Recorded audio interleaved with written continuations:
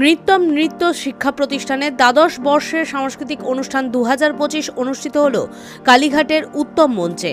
নৃত্য শিক্ষিকা নীলাদ্যুতি চৌধুরী দেবী মনসা রূপে মনসামঙ্গল কাব্য পরিবেশনা করেন। পাশাপাশি বিভিন্ন বয়সের শিশুরা এদিনের নৃত্যানুষ্ঠানে অংশ নেয়। এদিনের অনুষ্ঠান দেখতে বহু মানুষের সমাগম ঘটে এখানে। সুর, কথা সবকিছুই নিজের রচনার মাধ্যমে পরিবেশন করে মনসা রূপের নৃত্য পরিবেশনায় বিশেষ আকর্ষণীয় ভূমিকা পালন করেছে নৃত্য শিক্ষিকা নীলাদ্যুতি চৌধুরী। এই অনুষ্ঠান প্রসঙ্গে তিনি জানান, আমাদের এবার 12 বছর পূর্ণ হলো এবং এই 12 বছরের জার্নিতে এটা আমাদের মানে এর আগেও আমরা কাজ করেছি, কিন্তু নিজস্ব মিউজিক বা নিজে পুরো জিনিসটাকে কম্পোজ করা এবং প্রত্যেকটা গান, প্রত্যেকটা কথা সেগুলোকে ধরে ধরে করা, এটা প্রথমবার। মনসা নিয়ে অবশ্যই মানে কাজ করাটা খুব চ্যালেঞ্জিং ছিল। আমরা বিজয়গুপ্তর পদ্মপুরাণ থেকে জিনিসটা নিয়েছি।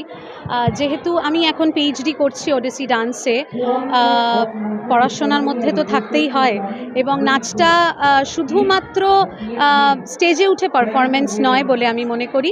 এটার একটা বিশাল একটা মানে থিওরিটিক্যাল নলেজ আছে, যেটা আমি প্রত্যেকটা স্টুডেন্টের মধ্যে দিতে চাই, যে নাচটা নিয়েও পড়াশোনা করা যায়, সেটা নিয়েও মাস্টার্স ইন পারফর্মিং আর্টস করা যায় এবং পিএইচডি করা যায় এবং আরও হায়ার স্টাডিজ করা যায়। সেইটাই আমি স্টুডেন্টসের মধ্যে ছড়িয়ে দিতে চেয়েছি। কলকাতা থেকে Amitabh Chakraborty report, big news Bangla.